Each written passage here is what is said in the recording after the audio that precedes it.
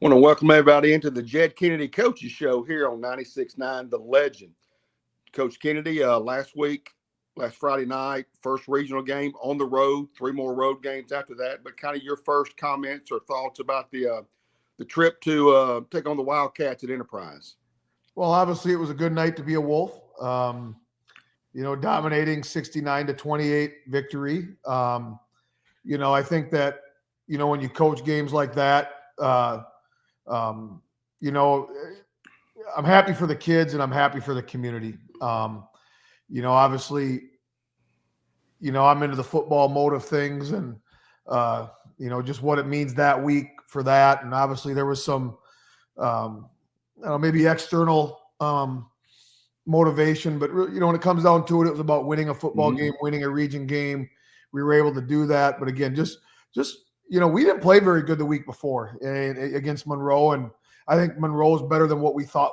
We thought they were. They actually won. They won last week, so they're a better football team than they were a year ago. But the reality was we didn't play well, and we just, as a head coach, you wonder how are these kids going to respond. And I told you we had a great week of practice, and I think what it showed our kids is if you have a great week of practice, it leads into playing great. We talked about not tackling well and not getting off the field on third down. They did not have 1 third or fourth down conversion on Friday night. And offensively, we were 7 for 10 on third downs, and the only 3 we didn't get on third down, we were 3 for 3 on fourth downs. So we saw ultimately every drive in what we call crucial downs, third and fourth down, we were able to get off the field and we were on defense and keep the chains moving and we were on offense. So obviously a lot to celebrate, but my job as a head coach is to remind people that it is one game. And as important as it was, it's a huge win for our program to dominate in that kind of fashion in a tough place. The place was packed. I mean, there had to have been 7,000-8,000 people there to dominate that. So we know that's huge, but the reality is it still counts as one region win. Right. You don't get extra points because you scored a lot of points. It's one win. And that's all it is. We're 1-0 in region play, and we got to get ready for another tough one tomorrow night. Coach, obviously, you moved the change, I would say. 69 points scored, and so 10 drives and 10 touchdowns. You did have an 11th drive, which ended the game. But to me, I think speed was just unmatched on Friday night. Even though you had success outside, obviously there were runs up the middle, break a tackle here or there, and then speed. But you can even tell the second half when they tried to adjust to that outside run, still just didn't seem to have the speed to catch up, especially with Sirleaf and Meadows on the outside out there. Yeah, we have kids that can run. We knew that coming in. Daniel George, our receiver, is a sub, 11 flat 100 kid. King Hall, our corner, is a sub 10-9 kid. Sirleaf Meadows is a 10-8 kid. What's crazy is A.J. Alexander is one of the best running backs in the state. He's not even one of the top fastest 4 kids on our team. And, but we knew the speed. If we could get out in space, they were going to have a hard time tackling us. And I was, telling somebody what was crazy to me about the offensively was, number one, we don't get into stats, score points or you don't score points. That's the reality of life. But I think when you sit back and really look at how gaudy the numbers are, 10 possessions, 10 touchdowns, 56 carries for 660 yards or something. That's over 700 yards of offense. You don't ever think about those things when you sit back and reflect. It's like, pretty crazy. But, I think that what was the most astounding thing to me was, we had 4 or 5 touchdown runs where the back wasn't even touched. He got in the open and they weren't touched. And it was AJ and, the other time it was Sirleaf. Those 2 combined for, 7 touchdowns. So it was obviously a pretty special night offensively. I think that, it's we're by nowhere near what we want to be. We've got to continue to throw the ball. We threw the ball well when we needed to, but obviously we didn't have that need last Friday night to throw it, but we've got to continue to get better things. And, I think we'd be stupid to think that we're going to do that every week. That's just unrealistic. But, I think that obviously we showed that we've got a lot of weapons on offense, a lot of people that can touch the ball, and a lot of people that can really score at any time throughout a game. And Coach, you mentioned about those weapons, AJ and Sirleaf, and you got Rollins and you got George, and you've got I think Reese, another one. I mean, you've got so many. Seems like people that can touch the ball that's in the arsenal. And I think last week we talked about AJ may have having 16 touches in the first maybe 2 ball games, and the Ken, I think he had 16 touches in the first half. So you mentioned that, you know, there's going to be a game where him and Slate and Meadows is going to get a lot of touches. And like you said, you just mentioned a lot of running plays last Friday night. And also I want to, you know, talk about outside not getting touched. One thing we noticed from our booth, our advantage was Sam Broadway's a blocker. I mean, he just don't give up on a play. When he runs it underneath reverse, he's out there putting a helmet on somebody, getting in somebody's way to try to break a run for one of his running backs. Well, I think number one, he's a team player, right? And I think, you know, it's kind of that old saying, you can tell somebody if there's a team player by what they do when they don't have the ball in their hands. Everybody runs hard when they have the ball, but what do you do when you do not have the ball in your hands?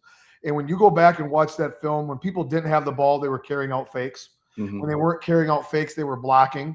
Obviously, we played great up front on the offensive line. It was just a team effort offensively. And, you know, I mean, you know, Sam Broadway's 6 foot, 200 pounds. I mean, that's a big quarterback. And we know all along how good he was. And unfortunately had to miss some time last year with an injury, but he's fresh, he's healthy, he's ready to go.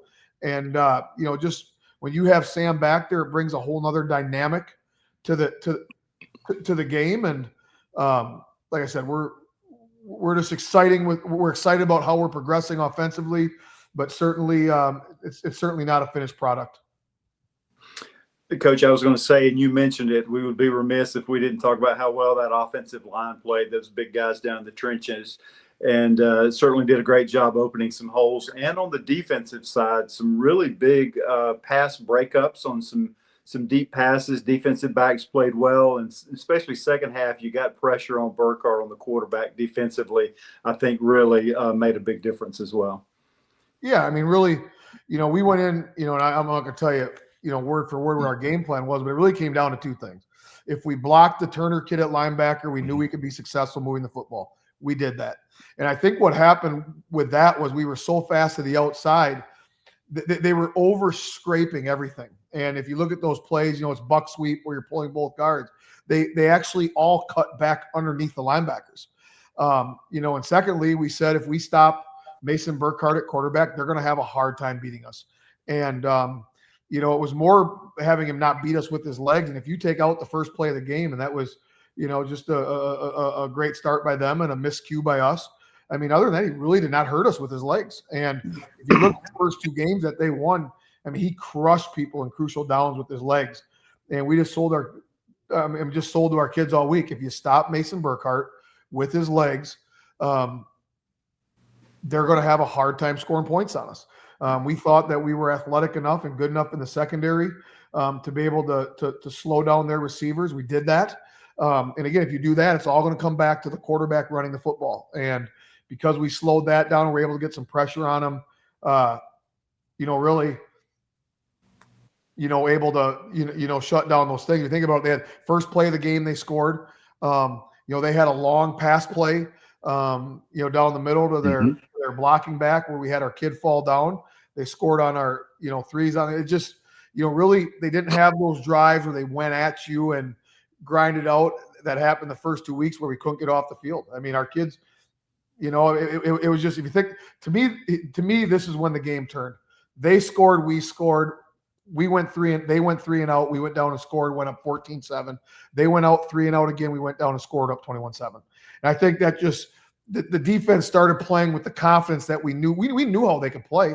I mean, 7 of those kids started last year, so we knew we had the experience there, and knew we had the playmakers there. We just had to play. We had to tackle, and we did that. And I think once that happened, I think it gave that side of the ball confidence of that they needed, I think, to keep things rolling.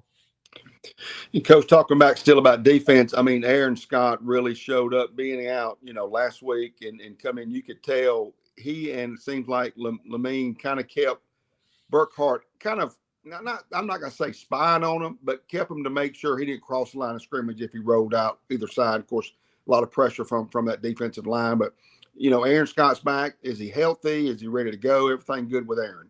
Oh, 100%. You know, and the backstory with Aaron was he hurt it. He broke his ankle third play of the game against Enterprise last year. And he is a great high school middle linebacker. He's downhill. He's a thumper. He's fast. He's a team player. He's just a easy guy to root for, right? And he never played the rest of the year. And came out, he's had a great fall camp, played great week 1 against Childs. Kind of I don't want to say hurt the ankle, but it was sore. And I made the decision that he's going to sit a week to get ready for this game. We knew we needed him. The thing with Enterprise was we knew going in, if we could get up on them, we were going to force their hand to have to throw the football. And they're a team that wants to run the football and control the clock. And they really couldn't do that. When you're down 2-3 scores, you can't do that. And I think kind of got them out of rhythm a little bit. And obviously Jadavius Lamine and Aaron Scott, it's as good a combo as I've had in my coaching career as far as having 2 great backers. They're really, really good. And I think it was the third play of the second drive. They tried a little run play, and Aaron Scott came up and just stoned the linebacker in the hole, or the running back in the hole. And I think it's not a surprise to us because we knew we had that. But obviously, if you play with a 2-backer box inside, you better have 2 good ones against a team that likes to run the football, and we really feel that we have that. Coach, you obviously a lot's been talked about the 69 points scored, and I think maybe the most on that field. But can you ever remember a game where in your career you've had a game where you never had to punt the whole game? I don't know. Maybe I'm aging myself, but I've coached a lot of games, so I guess I don't remember. I think what probably sticks out to me is obviously the Enterprise is obviously a solid program, right? And there's times you have crazy nights offensively against teams that are struggling and not very good. Play them late in the year, they're 1-7 or 1-8, right? And they're just struggling, and kids are holding on to finish the year. I mean, to have that happen against a team that has had the success they've had the last 3 years and as good as they've been defensively, I think that's what I think probably makes it so special. That's a 2-0 football team that was ranked in the state. That was not a winless team, trying to win a couple games this year. So I think that's the part. Ken, has it maybe happened before? I would say probably. I guess I've been a head coach for over 200 games, so I guess maybe it has. But I bet it would be against probably a team that was 1-7, 1-8, 0-6, that type of situation. Not against a team that they came into that game, I would assume, pretty confident they were going to slow us down. They've obviously played us well defensively the last couple of years, but I think the reality is we all knew there are some key pieces to puzzle that they did not have this year. Zion Grady was not at defensive end. Eric Winters was not at safety. Yeah. Desmond Thomas was not at nose tackle. Purcell. Andrew Purcell was at Kentucky. Those are Timo was not at all. That's 5 Division I football players who are not out there. And I've said it all along. If you want to judge a program where they're at, go to year 4, because these kids that we're coaching, they don't know anything other than our way offensively and defensively. And if it doesn't work out, that falls on us too. And like I said, I know I sound like a broken record. I'm proud of the kids. I'm proud of how they responded to not playing well the week before, the maturity. I remember sitting on Monday and said, God, that was a great practice. And we got done with Tuesday, and I'm like, we come in there and say, how'd it go? And defense is like, Coach, that was the best practice we've had all year. They said, how was it for you? I said, we had a great practice. We started. Next thing you know, it's like, guys, this is the best week we've had since we've been here. Yeah. And I'm an old school believer that the best way to play great on Friday night is have a great week of practice. And we did that. So, like I said, it's a great lesson for our kids that if we come out and have a great week of preparation, that, can lead to us hopefully having a chance to play pretty well on a Friday night. Yeah. Well, Coach, we're going to take a quick break. When we come back, we're going to talk about tomorrow night's game where the Wolves travel to Central Phenix City and take on the Red Devils of Central High School. You're listening to the Jed Kennedy Show here on 96.9 The Legend. Welcome back to the Jed Kennedy Show here on 96.9 The Legend. Coach, big win last week. This week, it's another gauntlet. This time you travel about 100 miles up north, up 231 to Central Phenix City to take on Coach Patrick Nix and the Red Devils of Central Phenix City, which I think come out earlier in the week, just from the Riders, number 1 team in 7A. Yeah, obviously it doesn't get any easier, right? I mean, if you think about it, Central Phenix City has been the poster child of our region. I mean, I don't know how many times they've won it, 6 out of 7 years, 8 out of 9 years, something like that. Obviously them and Auburn have been really the class of our region. And really in that, it's been Central Phenix City kind of at that top. And you come in, I mean, I think the worst they're ranked in any of the polls in the state is second. Many of the polls have them first. They're ranked nationally. And, this is the SEC of high school football, our region. We know that, and I think that, you can't get overly excited over wins because you know what's ahead 7 days later. And, obviously, we were excited about last Friday night and our kids enjoyed the heck out of that. But what I was impressed with, they came in Sunday and, we always start our Sundays with a team meeting. And we talked about, hey, what great things can come from a win like that. What bad things can come from a win like that. And then bad things can come, right? It's thinking you have it figured out, thinking we're there already. Listen to people tell you how great you are. All of those types of things. And then, the other side of it, the emotional letdown after a big win. And we've had another great week of practice. Our kids are hungry. And I think the reality is this, and it's whether you beat Enterprise or you beat Smith Station, it counts as one win. Right. That's all it counts as. We don't get extra bonuses because we beat them by 40. We don't get extra bonus points because we had this many yards rushing. We don't get extra points because you beat a rival. It doesn't matter. It counts as one win. We haven't qualified for the playoffs. We are 1-0, and you know what? So are 4 other teams in our region. And I can promise you, Opelika's 0-1, Enterprise is 0-1. Their goal is still to be a playoff team. Mm-hmm. The only difference is they're just a notch behind us folks that haven't lost a game. So it's that is what I've tried to reinforce, and I think our kids have bought into that. I know our coaches do, but again, it's one game, and it's one game, and things certainly don't get easy. They're getting a heck of a lot tougher this week against Central Phenix. Coach Jerry mentioned you've got Central ranked number 1. They're just 2 years removed from a state championship.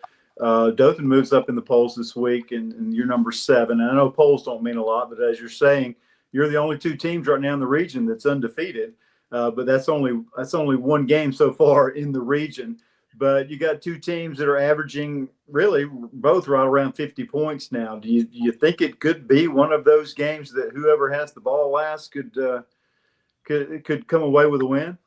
Well, I hope not, to be honest with you, because I hope we got to find a way to get some stops. I think Coach Nix would say the same thing. I think just what's so unique about football and is it's all about matchups. It's all about our O-line against their D-line, this receiver against them. It's just matchups. It's our secondary against their players and who's healthy for them, who's healthy for us. I think, obviously, with their offense, there's always a chance to score a lot of points. I think, if we play well, we've got a chance to score some points.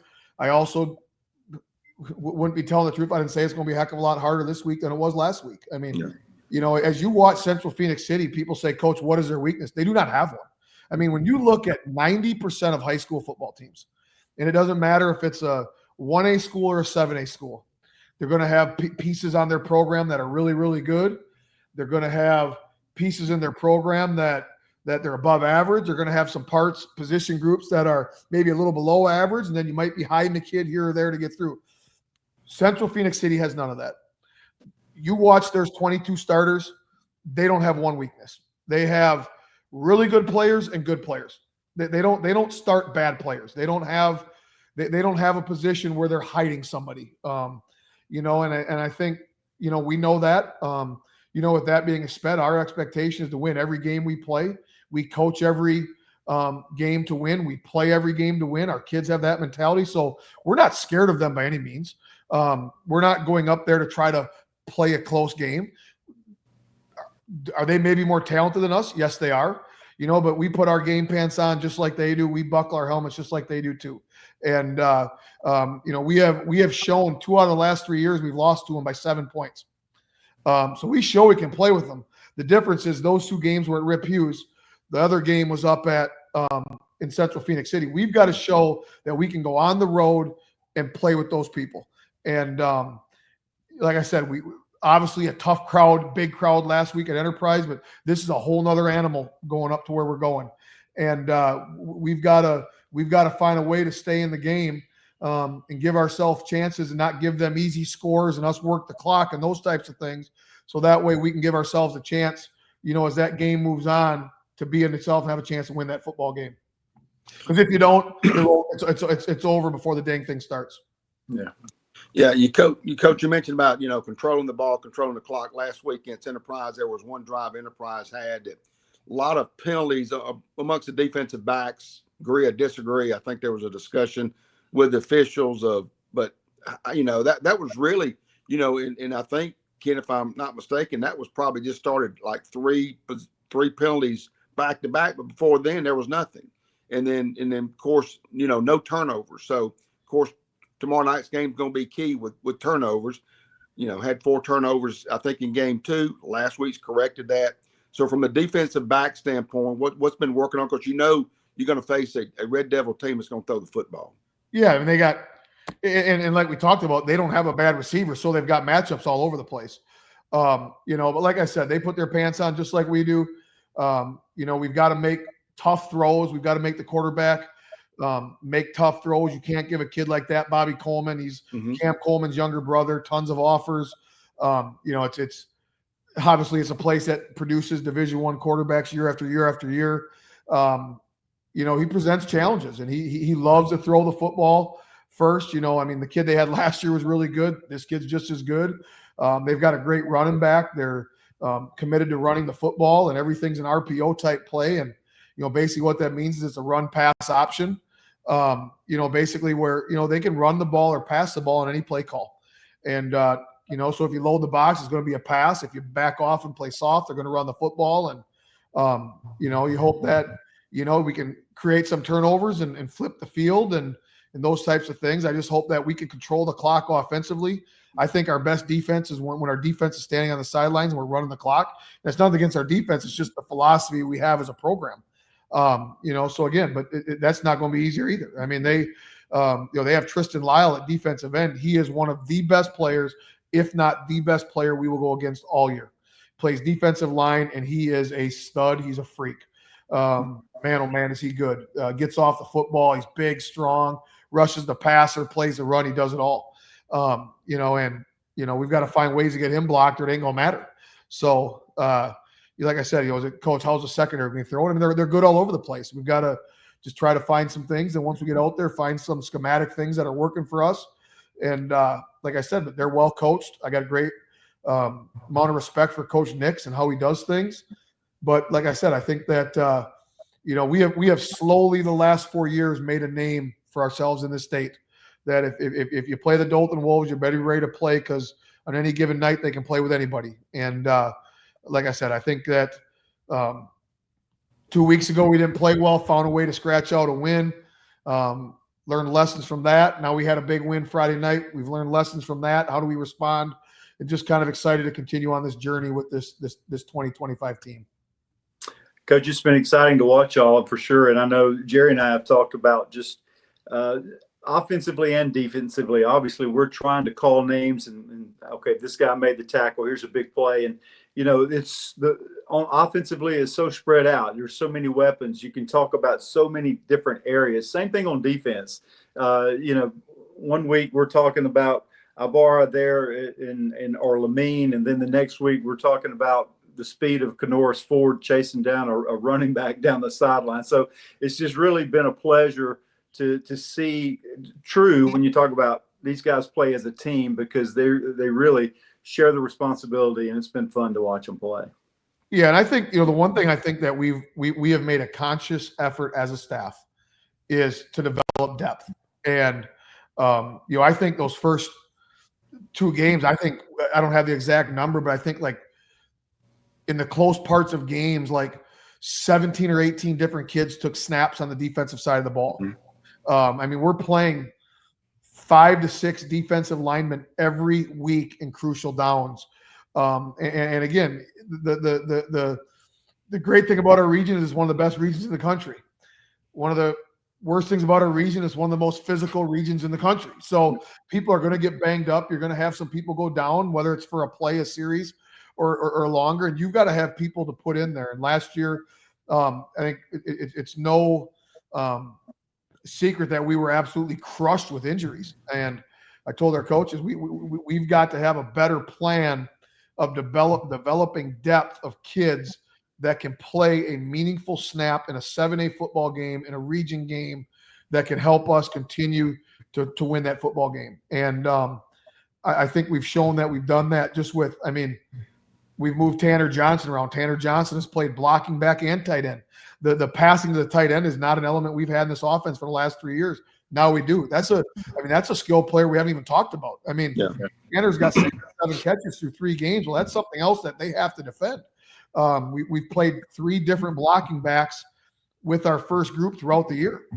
2 juniors and a sophomore, and Christian McKay took a lot of snaps last week. He didn't take 1 snap at blocking back week 1. So we're trying to develop that depth. And like I said, it's one of those things you never want to use. It's like car insurance. You never want to use it. But if you want to use it, you better make sure you have it. And that's kind of what we look at depth in this football program as. That's awesome. Well, Coach, that's going to wrap us up for another night of Jed Kennedy Coaches Show here on 96.9 The Legend. Tomorrow night, and Coach, correct me if I'm wrong, it's going to be a 7 o'clock kick Central Standard Time. Yes, sir. 6:45 pregame. Ken and I will be live there at the stadium. If you can't make the trip, just listen to us here on the radio. I hope you can go. It's not a hard trip up 431 to Central Phenix City. I promise you it'll be well worth the drive, well worth the ticket. You've been listening to the Jed Kennedy Show here on 96.9 The Legend.